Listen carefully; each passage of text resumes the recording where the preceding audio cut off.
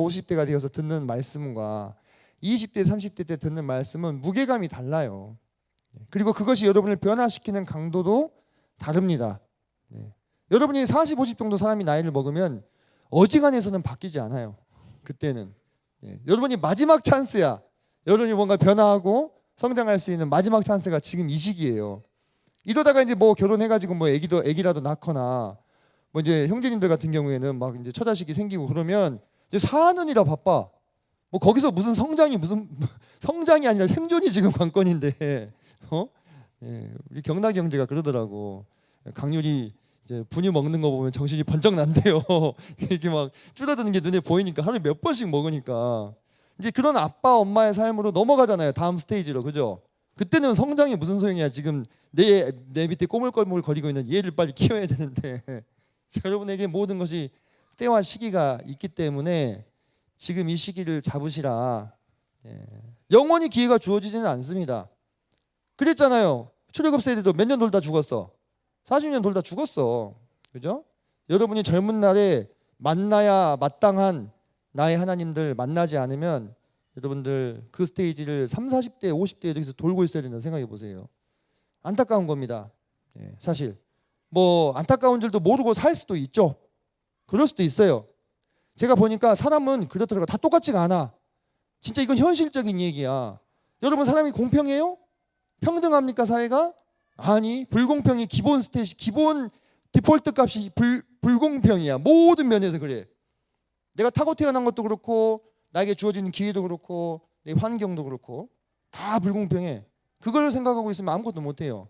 나에게 하나님이 허락하신 그 한도 내에서 내게 주어지는 보여주시는 기회들을 잡고 들려주시는 말씀에 순종해서 하나님이 내 인생에 기대하시는 그분의 뜻을 몇 프로를 성취하느냐, 그 싸움이지, 그 관건이지, 남들 거 보고 다른 사람들 거 비교할 필요 없다. 모든 사람이 그릇의 차이가 있습니다. 아시겠어요? 모든 사람이 그릇의 차이가 있고 달란트의 차이가 있어요. 여러분 살아가는 것도 다 다를걸요? 30년 뒤에 다 다른다니까 제가 여러 번 얘기했잖아요. 근데 중요한 거는 내가 내 옆에 앉아있는 이 자매보다 잘 사냐 못 사냐가 아니라 하나님이 나에게 기대하신 뜻을 내가 얼마나 성취하는 삶을 그때 살고 있을 거냐, 그게 관건인 거예요. 그걸 잡기 위해서 오늘 우리가 이 귀한 시간을 투자해가지고 말씀을 듣기 위해서 귀를 기울이고 있는 거다, 이렇게 생각을 하셨으면 좋겠습니다. 여러분이 믿는 기독교 신앙, 그 신앙이 여러분들의 내면에서 신념이 되기 위해서는요, 그냥 한 번 두 번 말씀 들어가지고 되는 게 아니라 이 말이에요. 그게 신념이 되고, 신념이라는 게 뭐예요? 여러분이 어떤 의사결정을 내릴 때 그 방향타가 되어주는 게 신념이에요. 여러분이 믿는 대로 선택하잖아요. 맞죠? 내가 안 믿는 대로 선택합니까? 사람은요, 누구나 다 내가 믿는 대로 선택하고 그 길을 걸어가게 돼 있어요. 내가 어떻게 믿느냐에 따라서. 그 신념이 내 안에서 단단하게 자리 잡히기 위해서는요, 끊임없이 생각하고 듣고 고민하고 부딪히고 이런 과정들을 거쳐야 그게 단단해지는 거예요. 말씀 한 두 번 듣고 그게 딱 나를 쳐가지고 나를 변화시키기를 기대하지 말라 이거예요. 그렇게 될 수도 있겠죠, 그런 일이. 근데 그건 내가 어떻게 할 수 없는 거예요. 그건 하나님이 주권적으로 나를 땅 하고 치시기 전에는 기대할 수 없는 거예요. 내 차원에서, 인간 이선진 차원에서 내가 할 수 있는 게 뭐냐 이거지. 하나님 말씀을 듣고 또 듣고 곱씹고 또 곱씹고 묵상하고, 경계근무 서면서도 묵상하고, 바다 바라보면서 묵상하고, 바다에 튀어오르는 물고기 보면서도 묵상하고, 그래야 내 안에 이게 신념이 돼가지고 내가 결정적으로, 타이밍이라 했잖아요. 결정적으로 그 결정해야 되는 그 순간에 이 결정을 할 수 있게 해준다니까. 그렇게 결정 그때 못하면 또 지나가 버려. 그죠? 지나가 버려요. 또 기다려야 돼, 한 바퀴 돌 때까지. 그 결정적인 순간에 그 합당한 선택을 하기 위해서 지금 이 시간들을 투자하는 거예요. 자, 6장 봅시다. 자, 6장 1절. 그러므로 우리가 그리스도의 도의 초보를 버리고 죽은 행실을 회개함과 하나님께 대한 신앙과 세례들과 안수와 죽은 자의 부활과 영원한 심판에 관한 교훈의 터를 다시 닦지 말고 완전한 대로 나아갈지니라. 다시 말해서 그대들이 그동안에 하나님 안에서 들었던 많은 가르침들, 그런 것들을 현재 닥치는 여러 고난 때문에 갈팡질팡 흔들리고 있지 말고, 너희들이 듣고 배운 바대로 그 안에서 완전한 대로 나아가라. 완전한 대로 나아가라는 게 뭔 소리예요? 제가 방금 얘기했던 그 신념 이야기예요. 확고하게 그것을 믿고 확고하게 그것을 붙잡고 그 토대 아래에서 생각하고 선택하고 결정하라 이겁니다. 이해되시죠? 완전한 대로 나아가라는 말이 무슨 말인지. 그러면서 3절 보니까 하나님께서 허락하시면 우리가 이것을 하리라. 이거 아리송한 표현인데요. 하나님께서 허락하시면 우리가 이것을 하리라. 하나님이 허락을 안 해주시기도 하나? 자녀들이 완전한 대로 나아가겠다고 하는데 허락을 안 해주시기도 해요? 3절은 왜 이렇게 써놨을까? 하나님께서 허락하시면 우리가 이것을 하리라. 우리가 다른 말로 풀어서 얘기하면 하나님께서 허락해 주시면 우리가 1절 후반부와 2절에서 얘기했던 그런 것들이 완전해질 것이다 이 얘기잖아요. 그죠?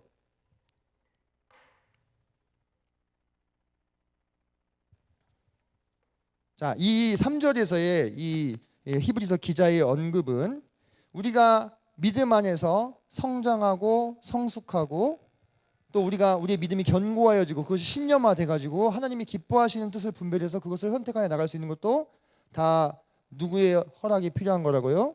하나님의 허락이 필요한 거라고요. 예수님께서 모든 결과를 아시고도 심한 통곡과 눈물로 간구를 올린 게 왜 그런다고요? 그게 다 누구한테 달렸다는 거 인정하는 거라고요? 하나님께 달렸다는 거 인정하는 거라고요. 우리 삶 가운데 내가 못 넘을 것 같은 시련이 닥쳐왔을 때 내가 울고 간구하는 거 왜 그런다고요? 그거 하나님이 내가 넘을 수 있기 때문에 보여주신 거라 얘기했잖아요. 나도 알잖아요. 근데 안 되잖아요. 그죠? 그때 누구만 의지하는 표시라고요? 하나님만 의지하는 표시라고. 일맥상통한 거예요. 이해되시죠? 네, 그런 뜻입니다. 자, 그 다음에 4절부터 6절까지가 대단히 좀 어려운 부분입니다. 집중해서 보세요. 4절. 자, 한 번 빛을 받고 하늘의 은사를 맛보고 성령에 참여한 바 되고 5절 하나님의 선한 말씀과 내세의 능력을 맛보고도 6절 타락한 자들은 다시 새롭게 하여 회개하게 할 수 없나니 이는 그들이 하나님의 아들을 다시 십자가에 못 박아 드러내놓고 욕되게 함이라. 자, 질문. 4절부터 6절까지 묘사하고 있는 이 사람들 있죠. 그죠? 4절, 5절 하고도 6절에서 타락한 자들 나오죠. 이들은 구원받은 사람일까요? 아니면 구원받지 못한 사람일까요? 자, 구원받은 사람이다. 거듭난 사람이다. 손. 아니다. 거듭나지 않은 사람들인 것 같다. 손. 아, 좋아요. 자, 우리 창민이 형제 왜 거듭나지 않은 사람인 것 같아요?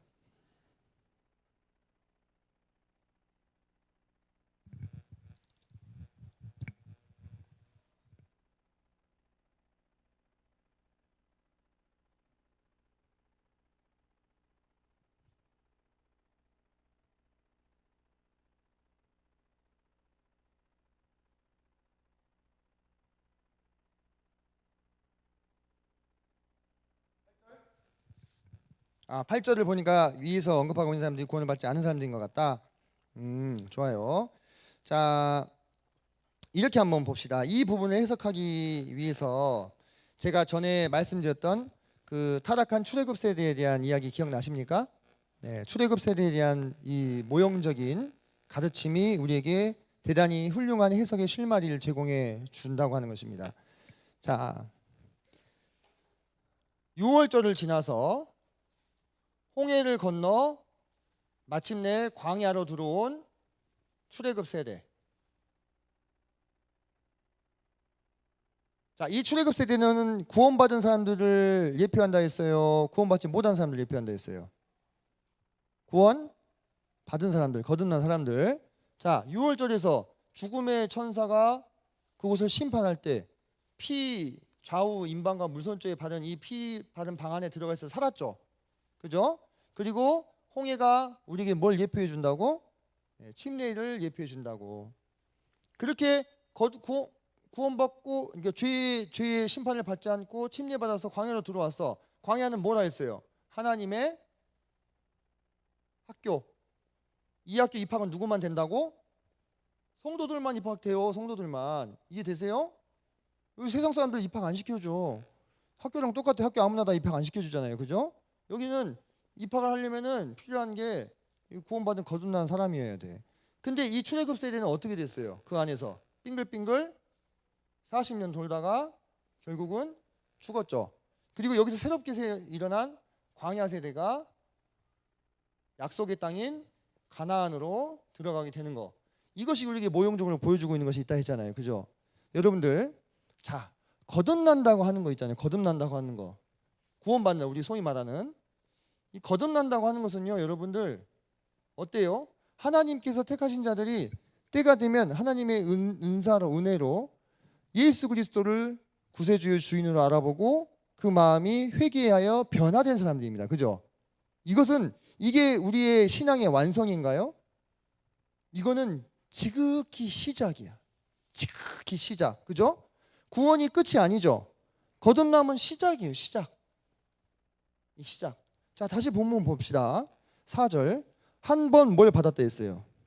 빛을 받았어요. 하늘의 은사를 맛보게 되었어요. 성령에 참여한 바 됐어. 근데 구원 못 받았어요? 4절 같은 상태인데 구원 못 받은 사람이면 누가 구원받은 사람입니까? 안 그래요? 자, 다시 보세요. 한 번 빛을 받고 하늘의 은사를 맛보고, 맛봤으니까 그냥 맛만 살짝 봤으니까 이거 간 본 거니까 이거 안 받는 거예요? 아니죠. 그죠? 우리 주님이 죽음을 경험한 것에 대해서도 죽음을 맛보셨다 이렇게 표현했잖아요. 그죠? 맛봤다는 표현 자체가 완전하지 않다, 그런 의미가 성립이 될 수가 없어요. 성령에 참여한 바 되고, 5절 하나님의 선한 말씀과 내세의 능력을 맛보았다. 맛보았다는 건 체험했다 이 뜻이에요. 4절 5절이 우리에게 말해주는 것은 명백하게 무슨 사람입니까? 거듭난 사람을 말하는 거예요. 이게 여러분들이 주석을 보면요, 의견이 갈립니다. 거듭나지 않은 사람을 얘기한다고도 하고 거듭난 사람 얘기한다고도 하는데, 저는 거듭난 사람을 분별합니다. 왜냐? 제가 앞서 1장부터 4장까지 주의할 때도 여러분에게 끊임없이 얘기했던 것이 뭐냐면 안식에 대한 부분인데요. 이 안식을 거듭남으로 볼 거냐 아니면 상속으로 볼 거냐의 견해 차이를 말씀을 드렸죠. 거듭남으로 보게 되면요, 구원을 잃어버릴 수도 있다는 결론이 나와요. 히브리서에서. 이해되세요? 그래서 이 안식은 절대 거듭남으로 봐서는 안 됩니다. 이미 구원받은 사람들이 상속을 얼마나 받느냐의 싸움이에요.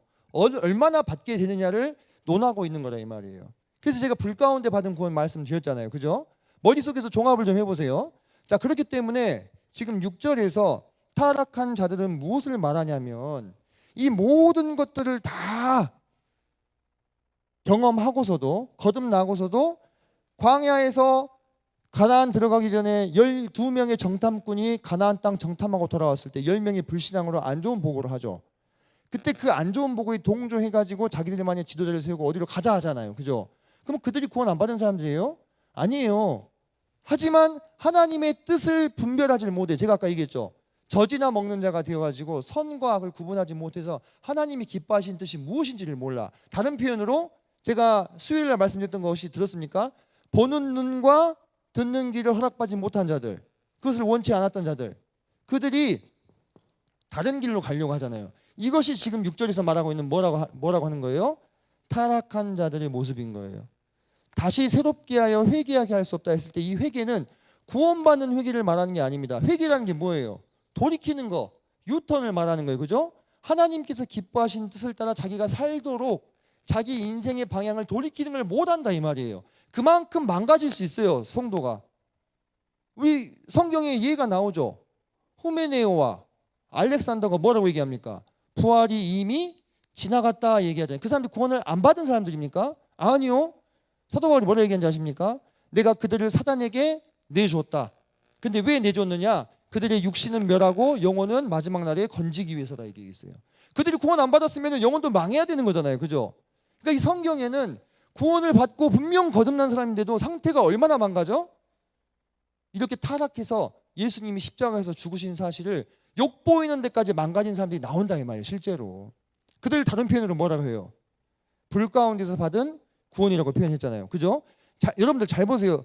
여러분이 성경을 통사적으로 계속 반복해서 읽다 보면요, 성경이 말씀하시고자 하는 어떤 한 진실에 대해서 다각도로 언급하고 있는 것들을 여러분이 기납적으로 발견하게 돼요. 제가 전에 이런 거 설명 한번 드린 적 있잖아요. 그죠?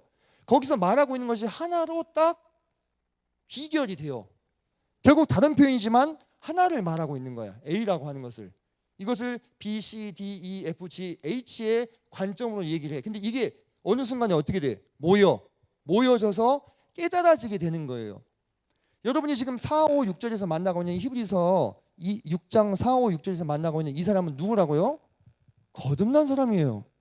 빛을 받고 은사를 맛보고 성령이 참여한 바 됐는데 거듭나지 않은 사람이에요? 그럼 누가 거듭난 사람이에요?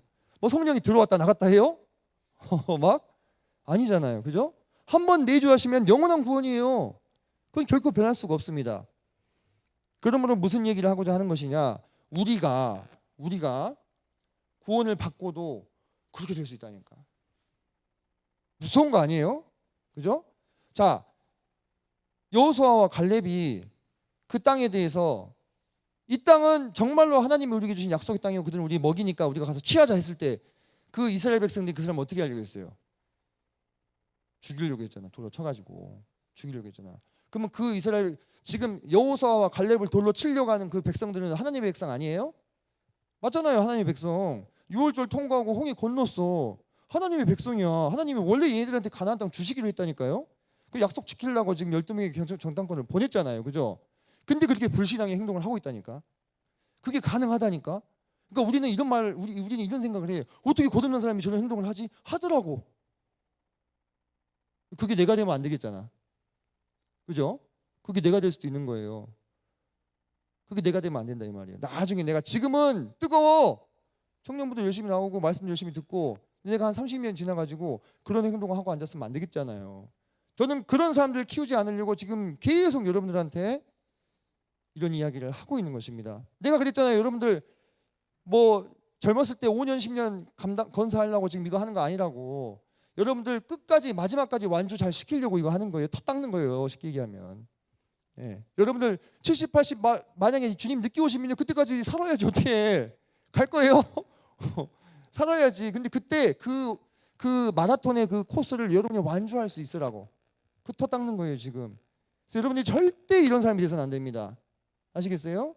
자, 7, 8절도 같은 맥락입니다. 7절 땅이 그 위에 자주 내리는 비를 흡수하여 밭 가는 자들이 쓰기에 합당한 채소를 내면 하나님께 복을 받고 만일 가시와 엉겅퀴를 내면 버림을 당하고 저주함에 가까워 그 마지막은 불사름이 되리라. 자 보세요. 자 7절과 8절이 어떻게 대조가 되냐면 자 땅이 나옵니다. 땅이 그 땅에 자주 비가 내려요. 그죠? 자 우리가 보통 땅은 어디에 비유가 됩니까? 사람의 마음의 비유가 되죠. 그죠? 우리 거듭난 성도들의 이 마음이 땅이야. 여기에 하나님의 말씀과 은혜의 비가 내립니다. 근데 똑같은 비를 맞고도 어떤 사람의 마음밭에서 뭐가 자라요? 네, 쓰기에 합당한 채소가 자라요. 그죠? 근데 어떤 사람의 마음에서 뭐가 자라? 가시와 엉겅퀴가 자라요. 그러면은 하나님께서 쓰기에 합당한 채소를 내는 밭은 더 많은 열매를 맺으라고 풍성하게 인도해 주시지만 엉겅퀴와 가시를 내는 밭은 어떻게 되는 거예요? 저주함에 가까워 마지막은 불사름이 된다. 이 불사름의 이미지를 지옥이랑 연결하면 안 된다니까. 저 고린도전서 3장 가보세요. 고린도전서 3장.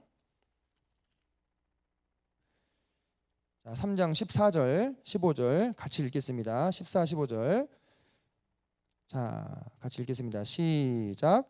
만일 누구든지 그 위에 세운 공적이 그대로 있으면 상을 받고 누구든지 그 공적이 불타면 해를 받으리니 그러나 자신은 구원을 받되 불 가운데서 받은 것 같으리라. 막 불로 살라버린다니까 막 지옥에 쳐넣는 걸로 생각을 한단 말이에요. 그게 아니라 내가 이 땅에 살면서 지내온 나의 시간, 나의 삶, 그 결과물이 뭐라는 거예요? 아무것도 아닌 헛것이라 이 말이에요. 헛것으로 판명이 난다 이거예요. 엉겅퀴와 가시덤불로 판명이 난다 이거예요. 내가 이 땅에 살면서 맺어왔던 것들이 어떤 삶을 살면 한번 빛을 받고 하나님의 은사를 맛보고 성령에 참여한 바 되었음에도 타락해서 하나님을 등지고 자기 뜻대로 자기 마음대로 살아간 그리스도인에 대한 이야기예요. 제가 아까 이 얘기했죠. 제가 지금 드리는 이 설명을 정말 한 7, 8가지의 다각도로 설명을 지금 해드릴 수 있어. 성경이 얘들을 꺼내가지고. 근데 그러면 여러분들 감당하실 수 있겠어요? 한 7시에 밥 먹어도 괜찮은가요? 제가 왜 이야기를 드리냐면 성경이 우리에게 무엇을 말하느냐 그걸 여러분이 깨달아야 돼. 자, 내가 아까 그랬잖아. 인생은 뭐라고? 한 판의 게임이라고 생각해 보라고. 그 게임에 우리에게 주어진 뭐가 있어? 미션이 있어. 그 미션을 가장 명확하게 오더를 내줄 수 있는 분이 누구예요? 하나님이에요. 근데 그 하나님이 인생의 미션에 대해서 이렇게나 많이 이야기를 하셨다면 우린 여기에 귀를 기울여야 돼. 그 관심을 가져야 돼. 초점을 맞춰야 돼. 여러분의 인생이 70이요 강간하면 80이라 했어요. 그 7, 80년의 인생을 사는 동안에 여러분이 성취해야 될 하나님의 뜻이 있어. 그걸 하나님이 이렇게 명확하게 엄청나게 많은 각도로 보여주고 계셔요. 그러면 여러분이 어떻게 해야 돼요? 초점을 거기에 맞춰야 돼. 우리가 이 땅에 태어난 목적은 잘생기고 예쁜 사람이랑 결혼해가지고 아기 낳고 행복하게 살기 위한 게 아니에요. 사실 궁극적으로는 내가 정말 바라는 어떤 기업에 들어가가지고 취직해가지고 돈 많이 벌어가지고 좋은 차 사고 멋진 집에서 사는 것이 아니다 이 말이에요.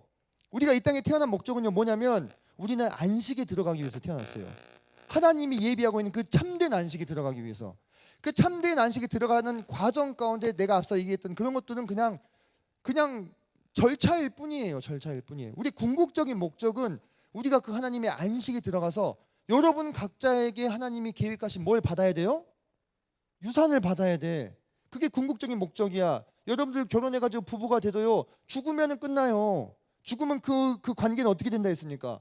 아무것도 아닌 거예요. 여러분이 이 땅에서 맺었던 혈연관계, 지연관계, 학연관계, 친구관계 죽는 그 순간, 죽음을 통과하는 순간 다 리셋됩니다. 뭐만 남아요? 하나님과 여러분의 관계만 남는 거예요. 하나님과 여러분이 이 땅에서 뭘 어떻게 했느냐, 찌그락찌그락 여러분에게 주어진 시간들을 어떻게 썼느냐, 그것만 남아요. 그래서 여러분이 정말로 초점을 잘 맞추세요. 여러분의 삶의 최종적인 궁극적인 목표가 뭐예요? 안식으로 들어가요. 우리는요 이 안식을 위해서 부르심을 받는 거예요. 여러분들 한 명 한 명 다 나 보세요. 여러분들 한 명 한 명 다 왕으로 부르심을 받았어요. 왕으로. 아시겠어요? 근데 어떤 왕? 뭐 아무 영지도 없어, 아무 영토도 없는 그냥 이름뿐인 왕으로 그렇게 될 수도 있다니까. 어떤 사람들이 여기서 4, 5, 6절에서 말하는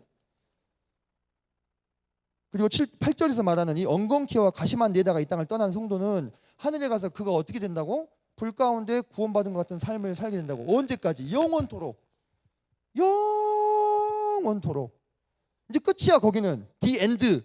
거기 한번 들어가면요 더 이상 뭐 일할 것도 없어, 고민할 것도 없어. 난 너무 들어가고 싶어요. 거기 들어가면은 다 끝이야. 거기서는 아무 걱정할 필요 없어. 근데 그때 내 상태가 어떤 상태냐가 중요한 거잖아요. 그죠? 그때 내 상태가 어떤 상태냐. 이 땅에서 하나님 말씀 순종하는 거 회피하고 내 뜻과 내 고집대로 행하고, 그래서 나중에 마음이 완고해져 가지고 가시밭 같은 엉겅퀴 같은 것만 이게 맺으면서 70년 80년 살다가 죽었다 이 말이야. 하나님 앞에 갔어요. 그 인생이요 그래도 구원은 받았으니까 다행이지. 본전치기는 한 거예요. 본전치기도 한 거야. 지옥 가는 것보다 낫잖아요. 그죠? 100번 낫지. 근데 거기서 뭐 개털 모자 하나 쓰고 그냥 살아야 돼. 비유를 하자면 그런 거예요. 거기 개털 모자는 없겠지만. 그런 삶을 살라고 여러분을 부르심 받은 게 아니라 이 말이에요. 여러분이 하나님이 예비하시는 그 안식에 들어간다 하는 것은요 여러분이 정말 빵빵하게 여러분에게 약속된 몫을 다 챙겨가지고 영원토록 떵떵거리면서 왕으로 살아라고 부르신 거예요. 그걸 하나님은 바라셔요. 여러분 달란트의 비유, 또 문화의 비유, 그 다음에 요한계시록에서 하나님께서 하시는 말씀들을 한번 묵상해 보세요. 내가 각 사람이 행한 대로 갚아줄 거라 했어요. 그죠? 면류관을 주시고. 여러분들 근데 그 인생의 궁극적인 목적에 대한 눈이 떠지지 않으면요 그냥 일희일비하는 삶을 사는 거야. 일희일비하는 삶을 멀리 보지 못하고 바로 앞에 것만 보면서 사는 거예요. 나는 그게 너무 안타깝다 이거지. 그래서 지금 당장 내 눈을 만족시켜 줄 수 있는 선택들만 내려버린다 이거야. 믿음으로 멀리 보고 선택하지 못하고, 그러면 엉겅퀴와 가시만 맺는 삶을 살게 되는 거예요. 그게 계속 축적되면 그게 내 인생이지 뭐요. 그죠? 제가 조금 흥분해서 죄송한데 말을 빨리 해야 되게 지금 말을 하고 있습니다. 여기 지금 8장까지 해야 되는데 6장까지도 끝낼 수 있을런가 모르겠네. 자 봅시다. 갑시다.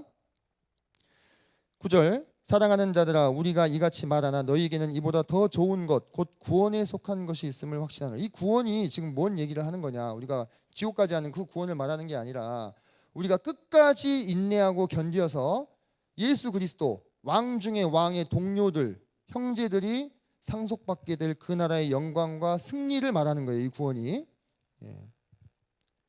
10절 하나님은 불의하지 아니하사 너희 행위와 그의 이름을 위하여 나타낸 사랑으로 이미 성도를 섬긴 것과 이제도 섬기고 있는 것을 잊어버리지 아니하시느니라.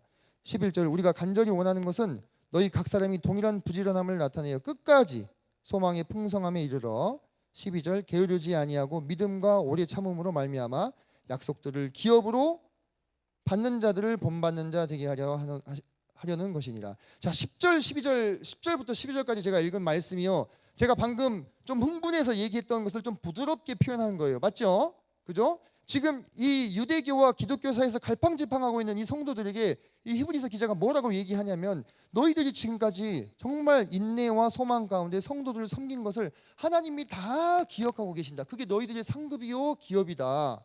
그러므로 그 동일한 부지런함을 나타내어서 끝까지 이 소망을 계속 붙들고 있어라. 붙들고 있어라. 그래서 게으르지 않고 믿음과 오래 참음으로 말미암아 약속을 기업으로 받는 자들. 왜 기업 얘기가 나오냐고. 왜 상속 얘기가 자꾸 나오냐고요. 하나님이 말씀하시는 안식의 참 뜻이 무엇이냐. 내가 그냥 구름 위에 둥둥 떠가지고 아이고 좋다 이러고 있는 것이 아니라는 거예요. 우리가 안식하면 그런 이미지들을 떠올린단 말이에요. 막 강물이 흐르고 있고 옆에 양들이 매 하고 있습니다. 거기서 누워가지고 아이고 좋다 이런 안식이 아니라니까. 하나님이 우리에게 마땅히 주시고자 하는 여러분들의 각자의 몫을 받아 누리는 왕의 삶을 사는 하나님의 아들 예수 그리스도의 나라에서 그 안식을 말하는 거예요. 여러분 그 안식을 향해서 나아가는 여정이 사실 여러분 인생에 대한 정확한 정의예요. 그 가운데 내가 그랬잖아. 이 모험을 떠나기 위해서 파티원들을 모아야 된다고. 파티원이 뭔지 알죠? 그죠? 4명, 5명 함께 팀 이루어가지고 이렇게 동굴 들어가서 사냥하고 그런 사람 있잖아. 그럼 파티원들을 모아야 돼. 제일 중요한 파티원이 누구야? 내 마누라지. 그지? 형제의 마누라일 것이고. 그 파티원들을 모으고 거기에다가 내 비슷한 나이 또래의 동역자들 모으고 그렇게 파티원들 모아가지고 사냥을 떠나야 돼. 응? 이 세상에서 퀘스트를 완수해야 된다니까. 하나님이 나한테 맡기신 퀘스트를. 그리고 천국으로 돌아가는 거예요. 그러면 그때 내가 하나님의 뜻을 얼마나 성취했는지를 뚜렷하게 볼 수 있을 거예요. 그거는 영원토록 변하지가 않아. 내가 이 세상에서 죽게 고생했어도요. 하나님 뜻을 다 이루고 그 땅에 그 하늘나라에 들어갔으면 그때부터는 영원토록 그 안식이야. 영원토록 그 타이틀로 나는 사는 거예요. 이해되십니까? 예. 그게 우리의 운명이에요. 그게 히브리서가 말하는 안식이고 그게 예수님께서 우리에게 주시고자 하는 그분의 나라의 기업이라고. 그거에 주목해야 된다고.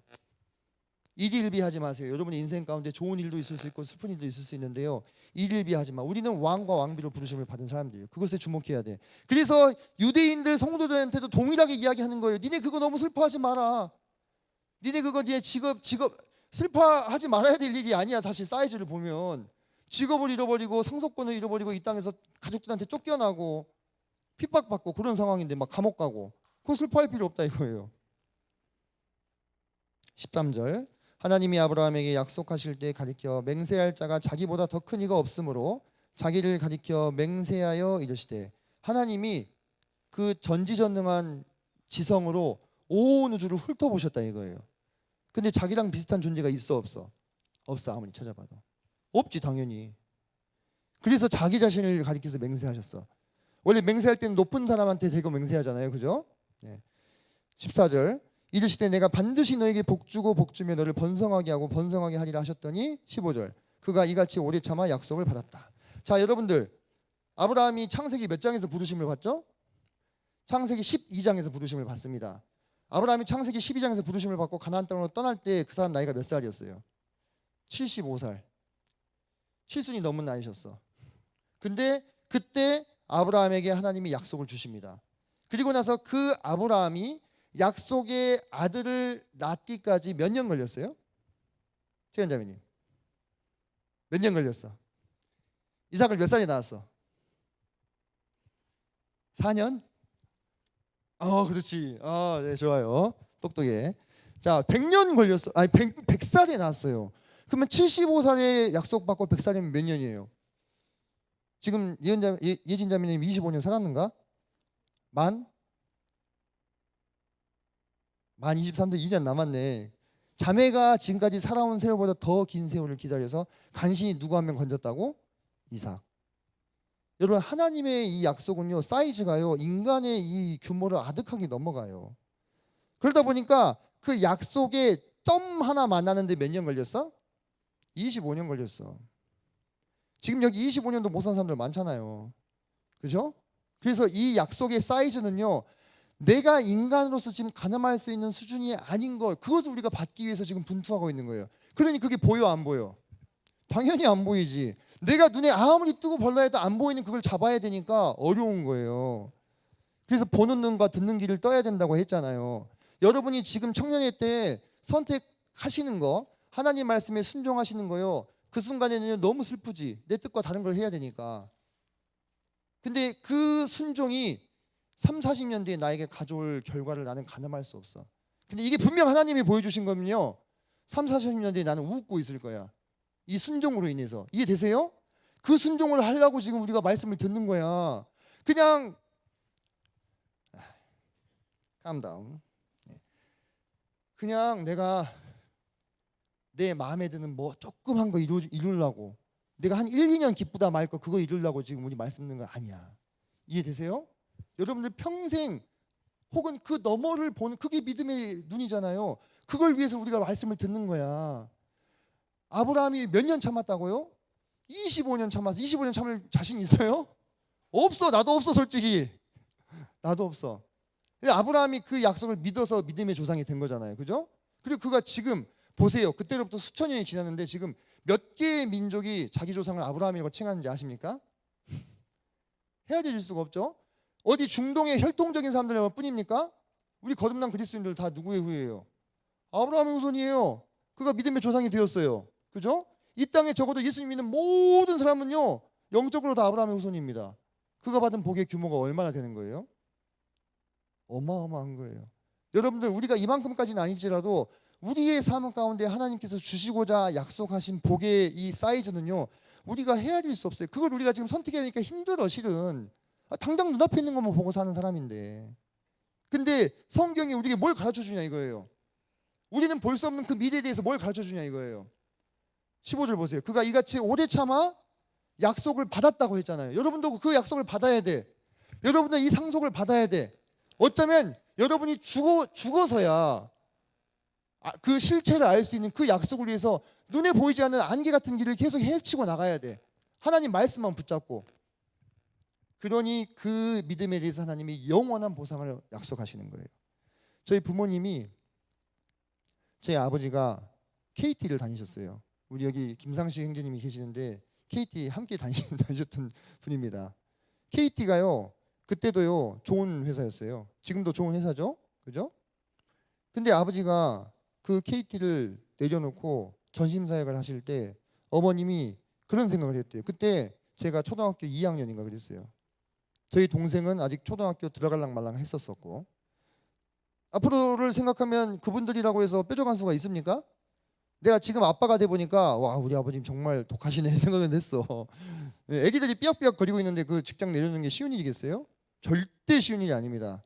예. 근데 그때 어머님이 무슨 생각을 하셨느냐? 그래, 내가 예수님이랑 한번 망해보자. 우리 어머니도 보통은 아니죠, 그렇죠? 저는 어머니 성격인데 내가 예수님을 한번 망해보자 이렇게 생각을 하셨대요. 자식 둘 삐약거리고 있는데. 저는 그것이 믿음이라고 생각해요. 그리고 나서 지금 30년이 넘었는데요, 어머니 아버지 망하지 않으셨거든요.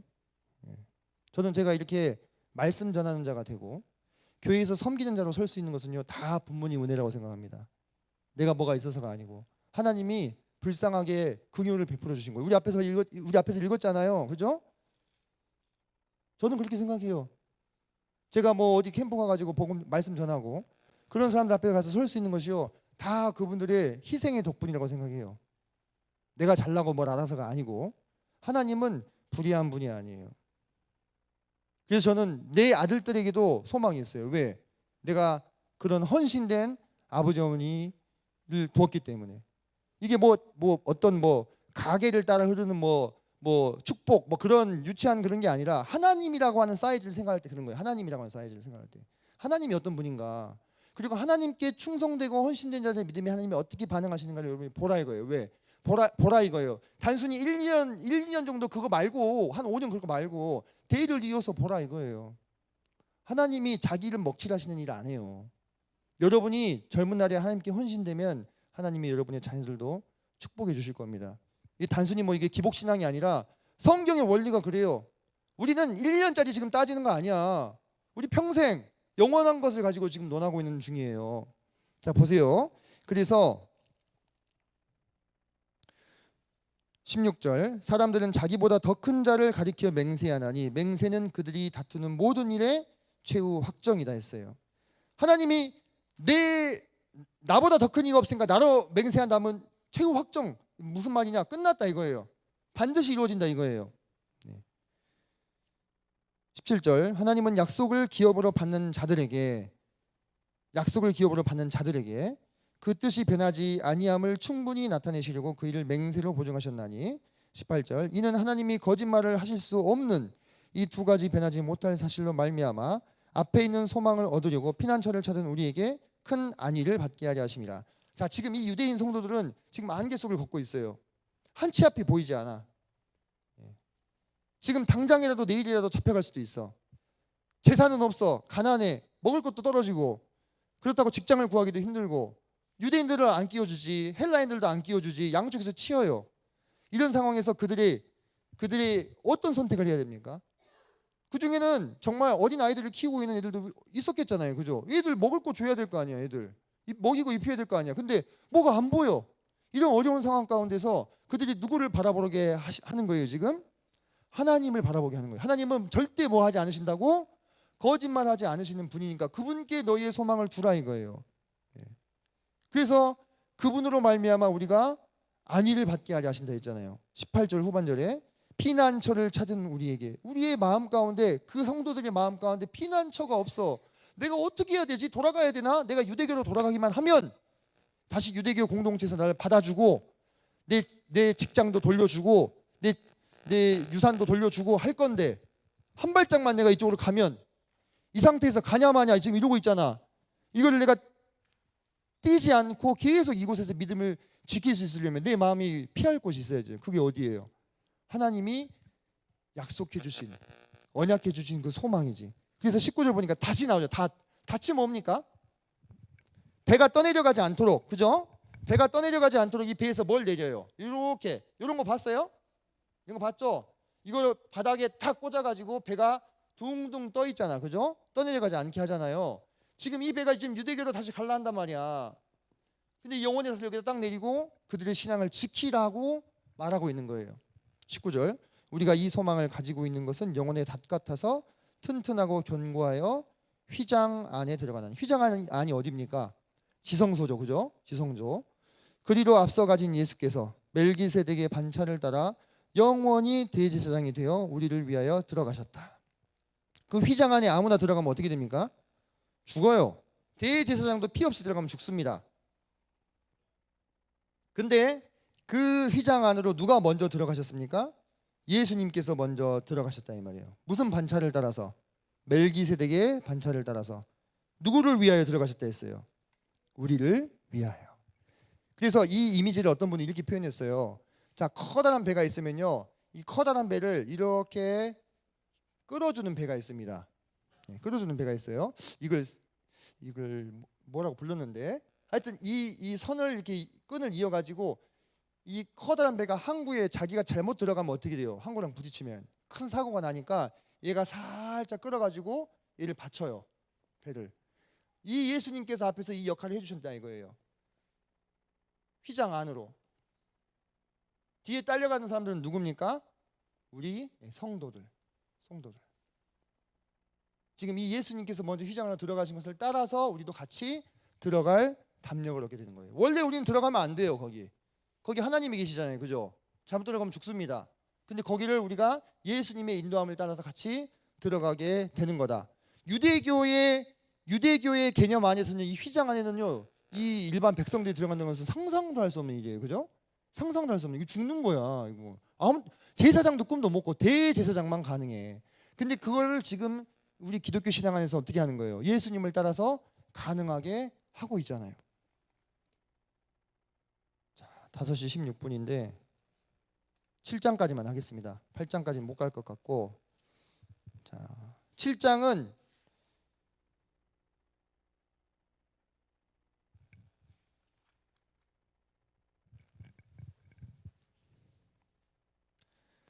위대한 우리 주님의 대제사장 직분과 그것의 우월성에 대한 이야기입니다. 자, 멜기세덱이라는 이 사람이 다시 나와요.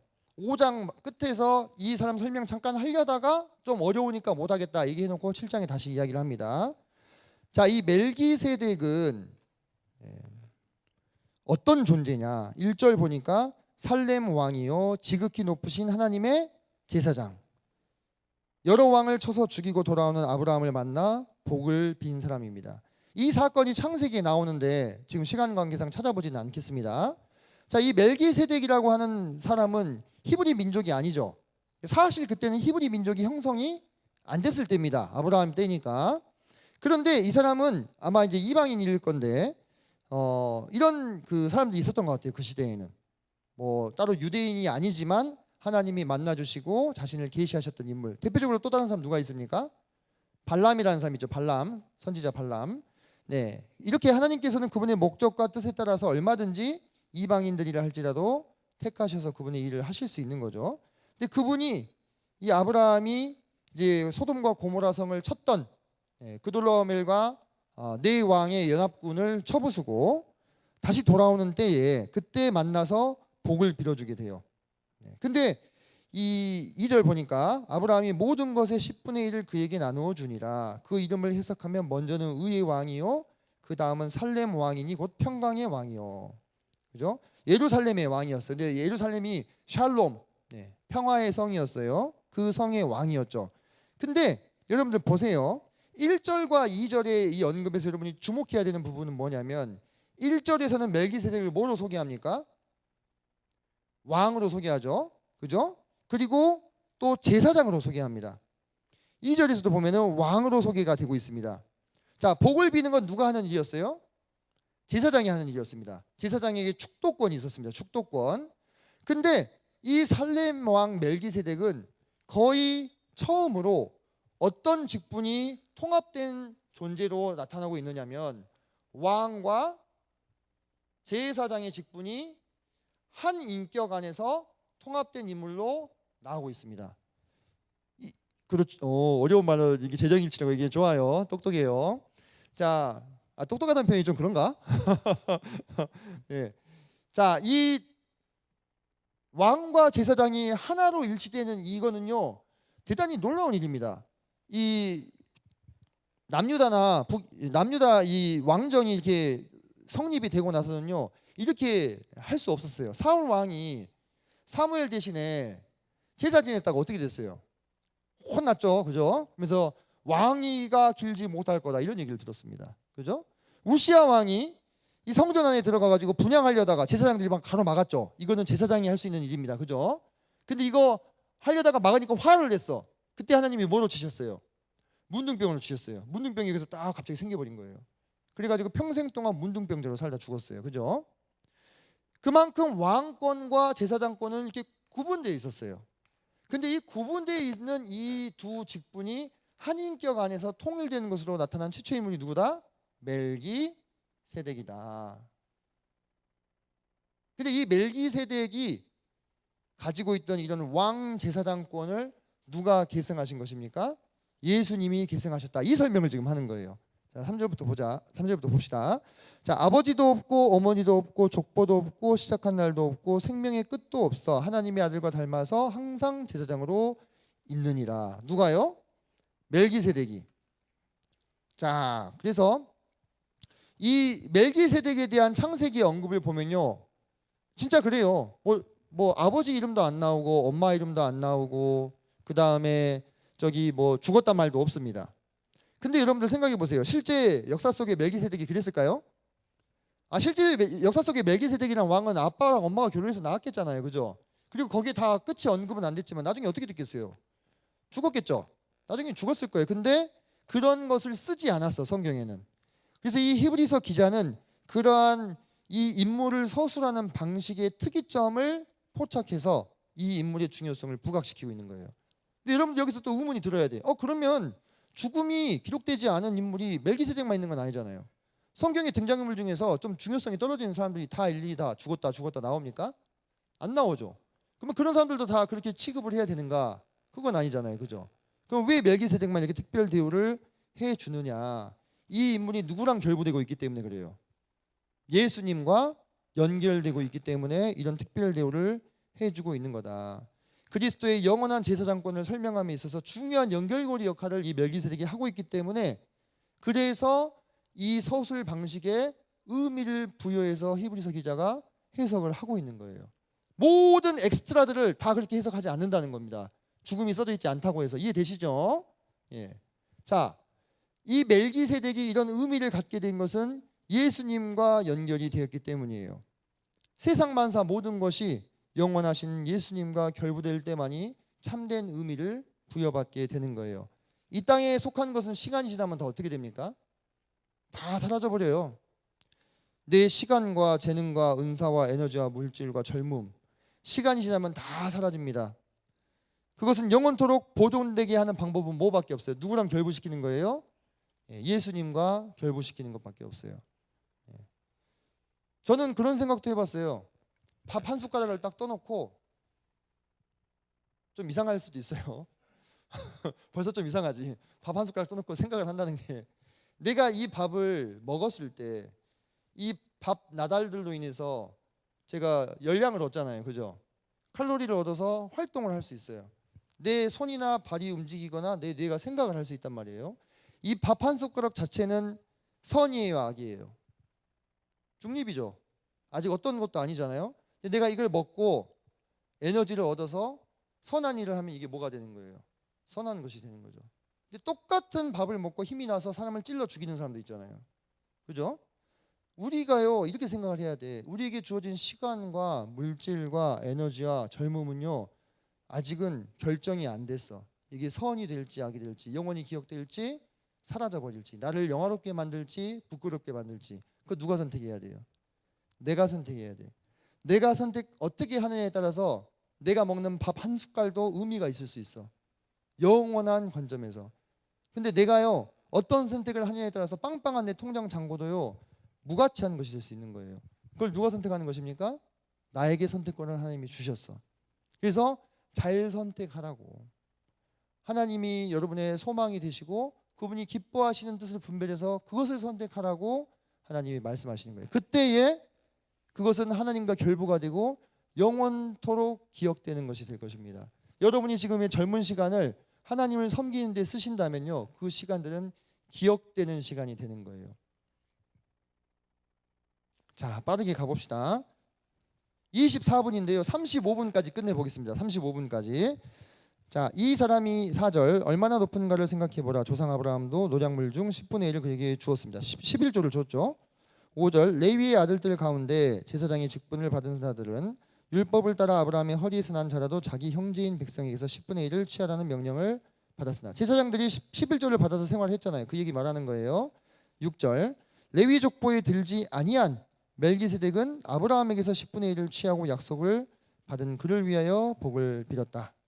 7절 논란의 여지 없이 낮은 자가 높은 자에게 축복을 받는 거예요. 그러면은 이 상황 속에서 누가 높은 자예요? 멜기세덱. 낮은 자는 아브라함이 되는 거죠. 아브라함이 축복을 받았으니까. 8절 또 여기는 죽을 자들이 10분의 1을 받으나, 죽을 자들 누굴 말하는 겁니까? 레위인의 후손들을 말하는 것입니다. 레위인의 후손들. 그들이 11조를 받아 생활한다고 기록이 됐는데, 저기는 지금 멜기세덱 말하는 거예요. 산다고 증거를 얻은 자가 받았느니라. 왜 산다고 증거를 얻었다고 했어요? 멜기세덱은 무엇이 기록되지 않았으니까? 죽음이 기록되지 않았으니까. 시작도 없고 끝도 없고 하나님과 방불하다 이렇게 얘기했잖아요. 그죠? 9절 또한 10분의 1을 받는 레위도 아브라함으로 말미암아 10분의 1을 바쳤다고 할 수 있나니, 이 독특한 이 히브리적인 해석법입니다. 아브라함이 10분의 1을 바칠 때 아브라함의 허리에 누가 있었다는 거예요? 누가 있었다는 거예요? 레위가 있었다는 거죠. 그죠? 아브라함과 이삭과 야곱. 그래서 야곱 때 레위가 나오잖아요. 그 후손들의 씨가 다 아브라함의 허리춤에 있었다 이 말이에요. 그래서 아브라함이 바쳤지만 또한 누가 바친 것이라고 보는 거예요? 레위가 함께 바쳤다고 보는 거예요. 그러면은 레위 계통의 제사장들보다도 멜기세덱 계통의 제사장들이 어때요? 훨씬 더 높다는 얘기를 하는 거예요. 결국 뭘 얘기하려고 하는 겁니까? 예수님의 제사장권은 바로 이 더 높은 멜기세덱의 제사장권을 이어받은 것이므로 이 땅에 존재하는 레위 지파의 제사장들보다 어떻다고요? 더 우월하다. 예수님의 대제사장권이 더 우월하다. 이걸 얘기하려고 하는 것입니다. 10절 이는 멜기세덱이 아브라함을 만날 때 레위는 이미 자기 조상의 허리에 있었습니다. 아까 제가 설명한 거죠. 11절 레위 계통의 제사 직분으로 말미암아 온전함을 얻을 수 있었으면 백성이 그 아래에서 율법을 받았으니 어찌하여 아론의 반차를 따르지 않고 멜기세덱의 반차를 따르는 다른 한 제사장을 세울 필요가 있느냐? 무슨 얘기냐? 레위 지파 출신들 제사장으로 말미암아 백성이 온전해질 수 있었다면 하나님이 굳이 뭐하러 멜기세덱 계열의 제사장을 또 세우셨겠냐 이 말이에요. 다시 말해서 첫 언약, 처음 받은 율법 이것이 인간을 온전하게 할 수 없는 것을 말하고 있는 것입니다. 그래서 하나님이 두 번째 언약, 새 언약 예수님을 주신 것이죠. 12절 제사 직분이 바꾸어졌은즉 율법도 반드시 바꾸어지리니 13절 이것은 한 사람도 제단 일을 받들지 않는 다른 지파에 속한 자 다시 말해서 레위 지파 출신이 아닌 다른 지파 출신의 제사장을 말하는 것이다 이 말이에요. 14절 우리 주께서는 유다로부터 나신 것이 분명하다. 유다 지파잖아요 우리 주님은. 근데 그분이 어떻게 제사장이 될 수 있느냐? 이 지파에서는 모세가 제사장들에 관하여 말하는 것이 하나도 없고 15절 멜기세덱과 같은 별다른 한 제사장이 일어난 것을 보니 더욱 분명하도다. 16절 그는 육신에 속한 한 계명의 법을 따르지 아니하고 오직 불멸의 생명의 능력을 따라 되었으니 17절 증언하기를 내가 영원히 멜기세덱의 반차를 따르는 제사장이라 하였도다. 시편 110편 4절 말씀이죠. 그죠? 멜기세덱이 시작도 끝도 기록되지 않은 것 탄생과 죽음이 기록되지 않은 것을 불멸의 생명의 능력을 가진 자다 이렇게 해석하고서 그 해석을 누구에게 딱 덮어 씌우는 거예요? 예수님한테 딱 덮어 씌우는 거예요. 17절에서 그리고 18절 보니까 전에 있던 계명은 연약하고 무익함으로 폐하고 19절 율법은 아무것도 온전하게 못할지라 이에 더 좋은 소망이 생기니 이것으로 우리가 하나님께 가까이 가느니라. 새롭게 주어주신 언약의 중보자 예수 그리스도를 통해서 우리가 하나님께 가까이 가게 되었다. 20절 또 예수께서 제사장이 되신 것은 맹세 없이 된 것이 아니니 갑자기 왜 뜬금없이 맹세 이야기가 나오느냐? 21절 그들은 맹세 없이 제사장이 되었을 때 실제 이 레위 계통의 제사장들을 세우는 제사장 위임식을 우리가 레위기에서 봤죠. 그때 맹세하는 순서가 있었습니까? 맹세하는 순서는 없어요. 레위 계통의 제사장들이 세워질 때는요 맹세 없이 됩니다. 그런데 우리 주님에 대해서는 시편 110편 4절에서 맹세를 통해서 영원한 제사장직을 받는 것으로 말씀하고 있는 거예요. 그래서 예수님의 제사장 직분이 더 뛰어나다 이것을 말씀하시는 것입니다. 22절 이와 같이 예수는 더 좋은 언약의 보증이 되셨느니라. 23절 제사장 된 그들의 수요가 많은 것은 죽음으로 말미암아 항상 잊지 못함이로되 24절 예수는 영원히 계심으로 그 제사장 직분도 갈리지 아니하시니라. 예수님은 이제 부활하셨으니까 다시 죽을 일이 없으시죠. 그래서 부활하시고 나서 계속해서 그 대제사장의 직분을 감당하고 계신다는 것입니다. 25절 그러므로 자기를 힘입어 하나님께 나아가는 자들을 온전히 구원하실 수 있으니 이는 그가 항상 살아계셔서 그들을 위하여 간구하십니다. 우리가 지금도요 생각을 하셔야 될 게 사실 여러분들 정말 주님 섬기시느라 고생 많으시고 또 사실 이렇게 빡세게 청년부 하는 데가 없어요. 저도 잘 알고 있습니다. 그래서 여러분들이 정말 애쓰신다. 2시간 3시간씩 말씀 듣는 청년부가 어디 있겠어요. 그죠? 근데 제가 아까 그랬죠. 여러분이 듣는 바가 여러분 마음 안에서 신념이 되기 위해서는 여러분 그만한 대가를 지불하셔야 돼요. 제가 같이 뛰고 있잖아요. 그죠? 저는 어디 뭐 퇴근하고 여러분들만 남아서 성경 공부 시킵니까? 아니죠. 아니죠? 예. 좀 같이 뛸 겁니다. 끝까지. 그래서 여러분들 그 제가 1, 2년 보고 있는 거 아니라 했죠. 평생 그 걸어갈 수 있는 그 토대가 닦일 때까지 내가 할 수 있는 한 계속 같이 갈 거예요. 뭔 얘기를 하다 이 얘기가 나왔지? 예. 그래서 여러분들이 애쓰시고 있어요. 그죠? 근데 여러분들이 이런 신앙을 계속 견지해 나갈 수 있는 것은요. 주님이 여러분을 위해서 간구하고 계시기 때문에. 그래서 여러분이 이 신앙을 저버리면 안 돼요. 여러분이 이 신앙을 저버리는 것은 뭘 저버리는 겁니까? 예수님의 기도를 저버리는 거예요. 여러분들 흔들려고 얼마나 사단 마귀가 여러분들 지금 밀 까부르듯이 청구하고 있는지 아십니까? 여러분이 조그만한 틈만 보여도 하나님 저거 아니잖아요. 저거 빨리 치셔야죠. 뭐 이렇게 한다니까 옆에서 사단 마귀가. 뭔 말인지 아시겠어요? 여러분이 조그만한 틈이나 흠만 보여도 그런데 여러분들 그 가운데서 누가 계속 중보하고 계시는 거예요? 예수님이 중보하고 계시는 거예요. 여러분들은 예수님의 꿈이에요. 여러분을 위해서 예수님이 죽으셨어요. 그리고 여러분이 지금도 기도하고 계시고 여러분을 붙들고 계십니다. 그 예수님을 저버리면 되겠습니까? 안 되겠죠. 안 되겠잖아요. 그죠? 여러분들 지금보다 앞으로 살아갈 날이 더 많고 살아갈 날이 더 많은 만큼 위기도 더 많이 찾아올 거예요. 그때마다 우리 주님께서 여러분을 위하여 간구하고 계신다는 사실을 꼭 기억하시기 바랍니다. 예수님을 저버리지 마세요. 한번 예수님을 저버리게 되면 내 마음이 더욱더욱 강팍해집니다. 그리고 정말 상상도 할 수 없었던 일들도 하게 된다 이 말이에요. 26절 이러한 대제사장은 우리에게 합당하니 예수님 말씀하는 거죠. 거룩하고 악이 없고 더러움이 없고 죄인에게서 떠나 계시고 하늘보다 높이 되신 분, 실로 우리의 대제사장이 되실 수 있는 그러한 분이시죠. 그럼에도 그분이 우리 곁에 있어 주신 하늘 높은 곳에서 우리는 절대 닿을 수 없는 그곳에서 머물러 있는 게 아니라 우리 곁에서 우리와 함께 동행해 주시는 분이라는 거. 27절 그는 저 대제사장들이 먼저 자기 죄를 위하고 다음에 백성의 죄를 위하여 날마다 제사 드리는 것과 같이 할 필요가 없으니 이는 그가 단번에 자기를 들여 이루셨습니다. 이제 예수님의 가장 중요한 중보의 사역인 십자가의 이 대속 사건이 이제 펼쳐질 준비를 좀 하고 있는 것입니다.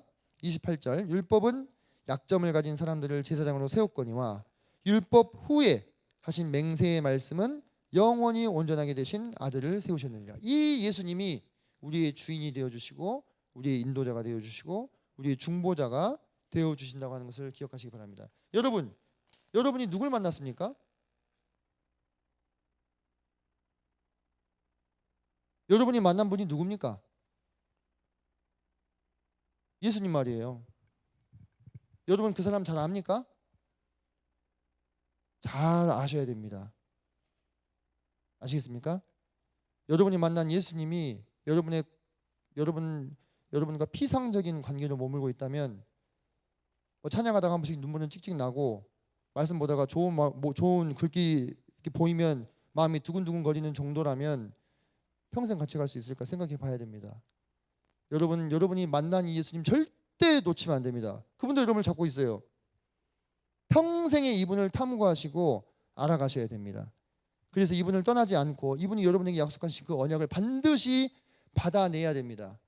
그분의 뜻에 순종하고 내 자신을 비우는 거 많이 들었잖아요. 그죠? 근데 여러분 그거 실전에서 어때요? 잘 됩니까? 잘 안 될걸요. 나도 유경험자예요. 그래서 예수님을 더 알아야 돼요. 예수님을 더 깊이 알아야만 여러분은 그 순종을 하실 수가 있어요. 여러분을 깊이 알면요 절대 못해요. 우리 현대인들은 자신에게 관심이 많습니다. 내가 뭘 잘하는지, 내가 뭘 못하는지, 내가 남들에게 어떻게 비춰지는지, 내 평판은 어떤지, 나의 마음의 상처와 아픔 누가 알아줄는지, 누가 나를 위로해 줄 것인지 필요합니다. 정말 필요한 것이죠. 근데 여러분들 자꾸 나 자신만 보게 되면요 예수님이 안 보여요. 예수님이 여러분에게 순종을 원하시는 부분들을 캐치할 수 없어. 선악을 분별하는 자가 못 돼.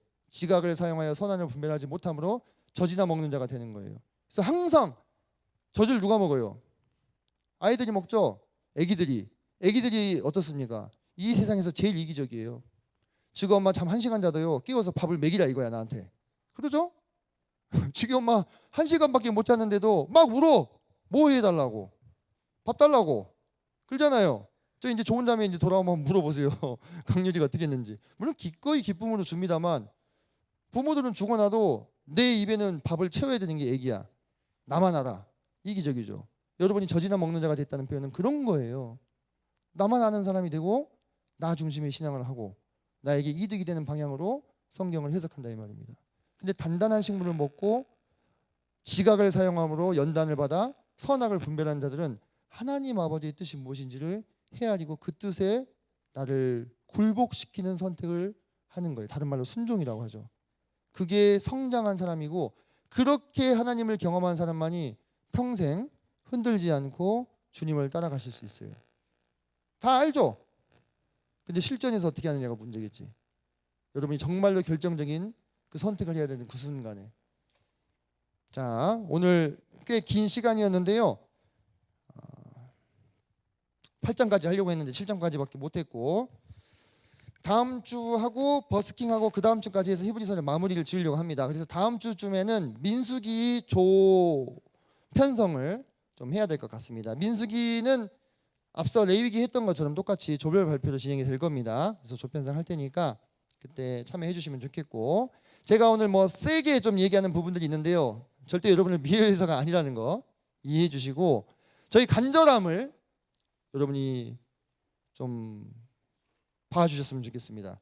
우리 같이 가야 됩니다. 그죠? 저도 연약한 한 인간일 뿐이고, 저도 제 자신을 장담할 수가 없어요. 그래서 여러분이 필요해요. 여러분의 도움과 기도가 필요합니다. 계속 히브리서 이어지는 강해를 위해서 기도해 주시기 바랍니다. 기도하고 마치겠습니다. 아버지 하나님, 한 치 앞도 알지 못하는 이 세상을 살아갑니다. 우리 인생이 어떻게 될지, 또 우리가 어떤 삶을 살지, 미래에 우리가 어떤 모습이 될지 잘 알지 못합니다. 그러나 저희에게 약속과 언약을 주신 하나님을 신뢰합니다. 하나님께서 우리의 영혼에 닻이 되어 주시고, 우리의 중보자가 되어 주시고, 우리를 위하여 간구하고 계시는 것을 생각할 때 이 시간 감사합니다. 이곳에 모여 있는 모든 우리 청년들, 20대뿐만 아니라 30대, 40대, 50대 그들의 평생 동안에 우리 주님을 떠나지 않게 해주시고, 한번 빛을 받고 하늘의 은사를 맛보고 성령에 참여한 바 되고서도 타락한 자들과 같이 마음이 강팍하여져서 하나님을 떠나는 그런 우매한 삶으로 인생을 허비하지 않게 해주시고, 많이 하나님께 남겨드리는 그러한 하나님을 기쁘시게 하는 그러한 성도들 되게 해주시기를 간절히 기도합니다. 그러므로 하나님께서 우리에게 약속해 주신 그 안식으로 들어가게 됐을 때, 그 안식 안에서 하나님의 기업을 풍성히 받아 누리는 왕과 왕비들로 세워주시기를 이 시간 간절히 기도합니다. 이 모든 기도를 존귀하신 주 예수님의 이름으로 감사하며 기도했습니다. 아멘. 네, 긴 시간 수고 많으셨습니다.